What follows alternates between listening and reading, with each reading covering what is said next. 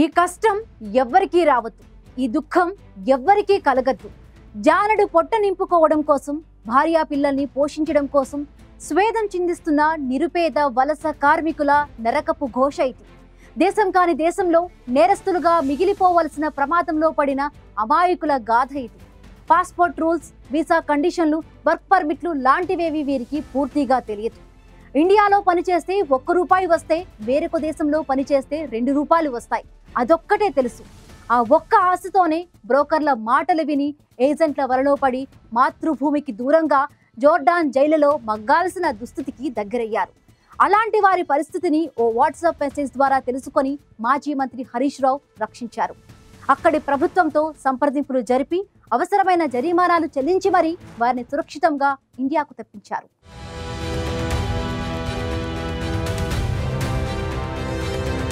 ఇండియాలో కూలి పని చేస్తే రోజుకు 500-600 కూలీ గిడుతుంది.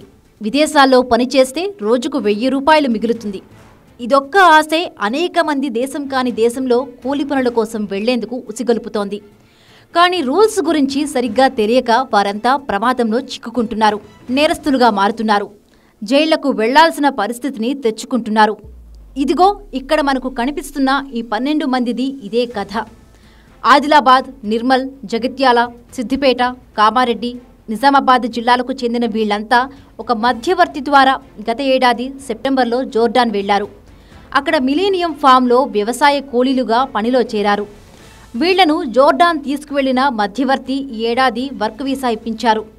ఏడాది పాటు అక్కడే ఉండి వ్యవసాయ పనులు చేశారు. గత నెలలో వీరి ఏడాది వీసా గడువు ముగిసింది. మరొక ఏడాదికి వీసా ఎక్స్టెన్షన్ కాలేదు. దీంతో వారిని అక్కడి ప్రభుత్వం అక్రమంగా నివాసం ఉంటున్న నేరస్తులుగా పరిగణించింది. కఠినమైన చర్యలు తీసుకోవడానికి సిద్ధమైంది.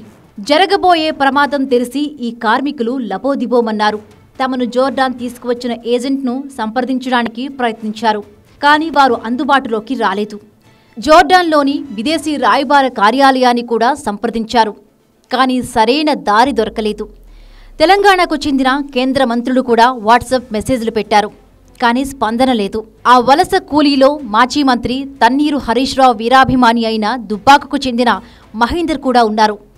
ఆయన తన దీనస్థితిని వివరిస్తూ వాట్సాప్ మెసేజ్ పెట్టారు. దీనికి మాజీ మంత్రి హరీష్ రావు వెంటనే స్పందించారు. ఆ 12 మంది వలస కూలీలను సురక్షితంగా ఎలాంటి కేసులు లేకుండా భారతదేశానికి రప్పించాలనే ప్రయత్నం ప్రారంభించారు.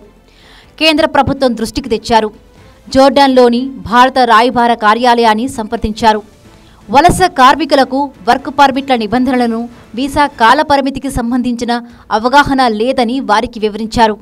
వీసా గడువు ముగిసిన తరువాత కూడా నెల రోజులు ఆ దేశంలోనే ఉన్నందుకు జరిమానా చెల్లిస్తామని, వారిని క్షమించి వదిలేయాలని మాజీ మంత్రి హరీష్ రావు రాయబారం నడిపారు.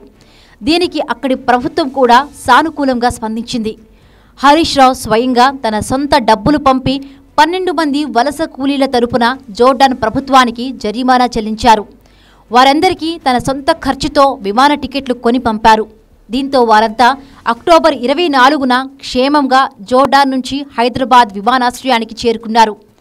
విమానాశ్రయం నుండి నేరుగా ఇంటికి పోకుండా హరీష్ రావు ఇంటికి వచ్చి కృతజ్ఞతలు తెలియజేశారు. హరీష్ రావు స్పందించి తమను కాపాడుకుంటే దేశం కాని దేశంలో తాము నేరస్తులుగా శిక్ష అనుభవించాల్సిన పరిస్థితి వచ్చేదని వలస కూలీలు చెప్పారు. జోర్డాన్లో చిక్కుకున్న వలస కూలీలు క్షేమంగా సొంత ఇంటికి చేరడం సంతోషంగా ఉందని మాజీ మంత్రి హరీష్ రావు సంతృప్తి వ్యక్తం చేశారు. తెలంగాణకు చెందిన ఎంతో మంది కార్మికులు, కూలీలు పనుల కోసం విదేశాలకు వెళుతున్నారని, వారంతా అక్కడ ఇబ్బందులకు గురవుతున్నారని ఆవేదన వ్యక్తం చేశారు.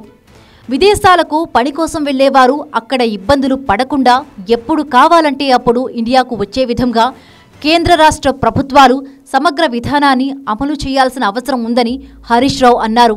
దుబాయ్, గల్ఫ్ దేశాలకు వెళ్లేవారి క్షేమం కోసం పాటుపడతామని హామీలు ఇచ్చిన కాంగ్రెస్ పార్టీ వారు ఇబ్బందులు పడుతున్నా కనీసం స్పందించడం లేదని విమర్శించారు. జోర్డాన్కు వెళ్లిన కష్టజీవుల కథ సుఖాంతమైనప్పటికీ ఇంకా ఇలాంటి వారు ఎందరో విదేశాల్లో మగ్గుతున్నారు. వాళ్ల కోసం ప్రభుత్వం ఇప్పటికైనా సరైన వ్యూహం అనుసరించాల్సి ఉంది.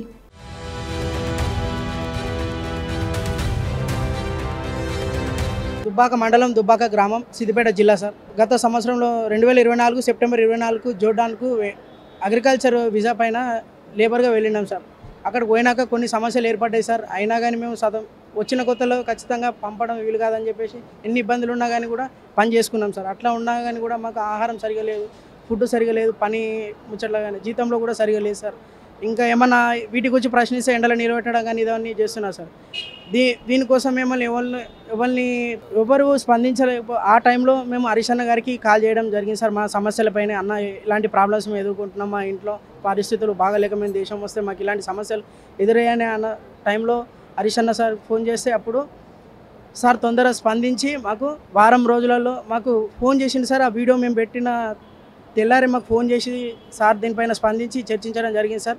ఢిల్లీ స్థాయిలో మాట్లాడి కొంత మొత్తంలో పెనాల్టీ కట్టి సార్ మాకు టికెట్కు సార్ మొత్తం డబ్బులు తన సొంతంగా భరించి మా ఇంటోళ్ళకు ఫోన్ చేసి భరోసానిచ్చి మాకు ఏం కాదంటూ ఖచ్చితంగా మీ పిల్లలను తీసుకొస్తామని చెప్పేసి మా ఇంటోళ్ళందరికీ భరోసానిచ్చి ఇక్కడ తీసుకొచ్చినందుకు మాకు ఇవాళ మాకు చాలా ఆనందంగా ఉంది సార్. ఎల్లకాలం రుణపడి ఉంటాం సార్ హరీష్ అన్న గారికి. నా పేరు గంగాధర్ సార్, మాది ఏరియట్ల సార్, నిజామాబాద్ జిల్లా సార్ మాది. సార్ మా అమ్మకు పానం ఆరోగ్యం మంచలేదు సార్. ఆరోగ్యం మంచి లేకున్నా కానీ సార్ కంపెనీకి ఎన్నోసార్లు కంపెనీకి చెప్పడం జరిగింది. 3 నెలల నుంచి డ్యూటీ చేసుకుంటూ వస్తాం, కంపెనీకి చెప్పడం జరిగింది. అయినా కానీ కంపెనీ వాళ్ళు పట్టించుకోకపోవడం వలన హరీశ్రావు సార్ పట్టించుకొని మమ్మల్ని తీసుకొచ్చినందుకు సార్ మీకు ధన్యవాదాలు తెలుపుకుంటాం సార్ హరీశ్రావు సార్ గారు. నా పేరు పోచే సారు, మాది భూమిపల్లి, సిద్దిపేట జిల్లా సార్ మాది. మేము జోర్దాన్ పోయినాం సారు. జోర్దాన్ పోతే ఒక కంపెనీ ఇక్కడ మన బొంబాయి తరపున పోయినాం సారు. పోతే అక్కడ కంపెనీలో మాకు చాలా ఇబ్బంది ఉన్నది, ఫుడ్కి ఇబ్బంది ఉన్నది, అన్నిటికైనా ఇబ్బంది సార్ మాకు అక్కడ. అంత ఇబ్బంది ఉన్నా కానీ కూడా మేము ఒక సంవత్సరం మేము చేయగలిగినాం సార్. అక్కడ మేము చేసినా కానీ ఎందుకంటే వాళ్ళు 3 నెలలకు పంపిస్తున్నారు, 6 నెలలకు పంపిస్తున్నారు సార్ అక్కడ. అయినా మేము ఒక సంవత్సరం చేసినాం సార్. చేసి కూడా మేము అక్కడ పోయి ఆఫీస్కి అడిగితే వాళ్ళు పంపనంటారు సార్. ఇక్కడ ఫైన్ కట్టాలి, టికెట్ కొనుక్కొని పోవాలా, మీరు డబ్బులు ఫైన్ కట్టాలి అని చెప్పారు సార్ అక్కడ. అయినా కానీ మేము పోయినా కానీ కూడా మమ్మల్ని పట్టించుకోవాలి సార్. ఇక్కడ కూడా ఇండియాలో కూడా మన ఇండియా కూడా చాలామందికి ఎమ్మెల్యేలకు మంత్రులకు కూడా ఫోన్ చేసినాం సార్. వాళ్ళు కూడా మమ్మల్ని ఏం పట్టించుకోవాలి సార్.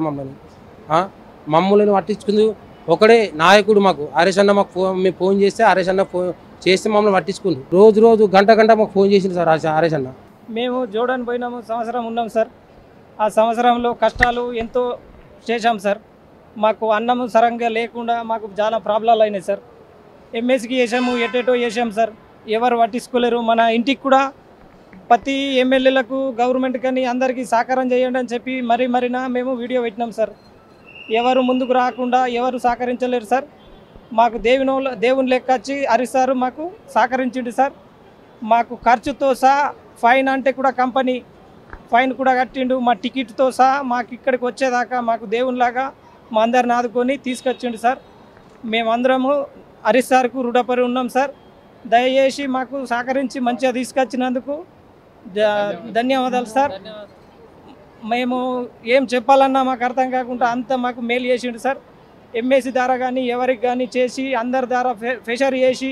తెలంగాణ రాష్ట్రం నుంచి చాలామంది బతుకుదెరువు కోసం, అప్పులు తీర్చడం కోసం మరి గల్ఫ్ దేశాలకు, ఇజ్రాయెల్ దేశాలకు వెళ్ళి అక్కడ ఈ ఏజెంట్ల వలలో చిక్కుకొని చాలామంది బతుకులు ఆగమవుతా ఉన్నాయి. అలాంటి 12 మంది తమ్ముళ్ళు, ముఖ్యంగా కామారెడ్డి, నిర్మల్, నిజామాబాద్, మెదక్, సిద్దిపేట్, కరీంనగర్, జగిత్యాల్ తదితర జిల్లాల నుంచి మరి వెళ్ళి అక్కడ ఎంతో ఇబ్బందులు పడుతూ తిండి తిప్పలు లేక బీపీ, షుగర్లు, రకరకాల వ్యాధులతో సతమతమవుతూ రాష్ట్ర ప్రభుత్వానికి, కేంద్ర ప్రభుత్వానికి ఎన్నిసార్లు మొరబెట్టుకున్నా 2 ప్రభుత్వాలు కూడా స్పందించలేదు. కానీ ఈరోజు బీఆర్ఎస్ పార్టీ తరఫున జోర్డాన్లో చిక్కుకున్న ఈ 12 మంది తమ్ముళ్లను బీఆర్ఎస్ పార్టీ తరఫున ఈరోజు పెనాల్టీ కట్టి తిరిగి స్వదేశానికి తీసుకురావడం జరిగింది. నేను ఇప్పటికైనా ప్రభుత్వాన్ని విజ్ఞప్తి చేస్తా ఉన్నా, ఇంకా వందలాది వేలాది మంది యువతీ యువకులు ఈరోజు వివిధ దేశాల్లో ఇలా అనేక ఇబ్బందుల్లో కొట్టుమిట్టాడుతూ ఉన్నారు. పిల్లలు చెప్తా ఉన్నారు, జోర్డాన్లో ఎంబసీ, ఇండియన్ ఎంబసీ ఆఫీస్కు ఎన్నిసార్లు మొరబెట్టుకున్నా స్పందన రాలేదు అని. రాష్ట్ర ప్రభుత్వానికి ఎన్ని విజ్ఞప్తులు చేసినా ఇవాళ రాష్ట్రంలో ఉండే ప్రభుత్వం కూడా స్పందించలేదు అని ఆ పిల్లలు వాపోతా ఉన్నారు. ఇవాళ ప్రభుత్వాలు మన పిల్లల్ని మనం కాపాడుకోవడం మీ బాధ్యత. ఇవాళ 2 ప్రభుత్వాలు మొద్దు నిద్రపోతే బీఆర్ఎస్ పార్టీ ఈ 12 మంది పిల్లల్ని కాపాడి స్వదేశానికి తీసుకురావడం జరిగింది. సో ఈ 12 మంది గురించి కాదు నేను ఆలోచిస్తున్నది. ఈ 12 మందే కాదు, ఇంకా చాలా మంది పిల్లలు అక్కడ చిక్కుకొని ఉన్నారు. ఇప్పటికైనా రాష్ట్ర ప్రభుత్వము ఇటు కేంద్ర ప్రభుత్వం స్పందించి ఇలాంటి పిల్లలు కష్టాల్లో ఉన్నటువంటి భారతీయులను, తెలంగాణ బిడ్డలను తిరిగి స్వదేశానికి తీసుకొచ్చేటువంటి బాధ్యతను చర్యలు తక్షణమే తీసుకోవాలని చెప్పి నేను రాష్ట్ర కేంద్ర ప్రభుత్వాలను డిమాండ్ చేస్తా ఉన్నా. ఇవాళ రేవంత్ రెడ్డి చాలా మాటలు చెప్పాడు ఎన్నికల ముందు. గల్ఫ్ సంక్షేమ బోర్డు పెడతానని, వాళ్ళ కోసం ప్రత్యేక పాలసీ తీసుకొస్తామని, నిధులు పెడతామని చెప్పారు. 2 సంవత్సరాలైనా రేవంత్ రెడ్డి నుంచి స్పందనే లేదు. ఆయన మాటలకు ఎక్కువైపోయింది తప్ప ఏ ఒక్కటి కూడా ఇచ్చిన హామీలు ఇవాళ నెరవేర్చేటువంటి పరిస్థితి కనబడతలేదు. మన రాష్ట్రం నుంచి అలా 8 మంది ఎంపీలను బీజేపీ పార్టీ గెలిచింది. 2 కేంద్ర మంత్రులు ఉన్నారు. నేను వాళ్ళకు స్వయంగా లేఖ రాసిన వీళ్ళ గురించి ఆలోచించండి అని, కానీ స్పందన రాలేదు. ఇవాళ కిషన్ రెడ్డి గారు, సంజయ్ గారు కూడా ఇలాంటి గల్ఫ్ కార్మికుల కోసం విదేశాల్లో మరి ఇబ్బందులు పడుతున్నటువంటి తెలంగాణ బిడ్డల్ని తేవడానికి ప్రత్యేకమైన ఒక విభాగం పెట్టి చొరవ చూపి పిల్లలకు మరి కాపాడాలని చెప్పి కూడా వారికి కూడా విజ్ఞప్తి చేస్తా ఉన్నా. ఇవాళ మనం అధికారంలో ఉన్నటువంటిది, ప్రజలు మనకు అధికారం ఇచ్చింది ఆపదలో ఉన్న ప్రజల్ని ఆదుకోవడానికి, కష్టాల్లో ఉన్నటువంటి ప్రజల్ని కాపాడుకోవడానికే ప్రభుత్వాలు ఉంటాయి. మరి ఎన్నికల ముందు ఇచ్చిన హామీలు గెలిచి మర్చిపోవడం కోసం కాదు, గెలిచిన తర్వాత హామీలను అమలు చేయడం, ఆ ప్రజలకు మేలు చేయడం, ఇచ్చిన ప్రతి మాటను నిలబెట్టుకోవడం అనేటువంటిది మీ కర్తవ్యం, మీ బాధ్యత. దాన్ని ఇలా మీరు మర్చిపోతే ప్రధాన ప్రతిపక్షంగా బీఆర్ఎస్ పార్టీ వీళ్ళందరినీ కూడా ఈరోజు కాపాడి స్వదేశానికి రప్పించడం జరిగింది. ఇక ముందైనా మీరు మేల్కోనండి. ఇలాంటి వాళ్ళు ఎంతో మంది, ఇంకా వేలాది మంది అక్కడ ఇబ్బందుల్లో ఉన్నారు. వారందరినీ కూడా ప్రభుత్వమే స్వదేశానికి తీసుకురావాలని చెప్పి డిమాండ్ చేస్తారు.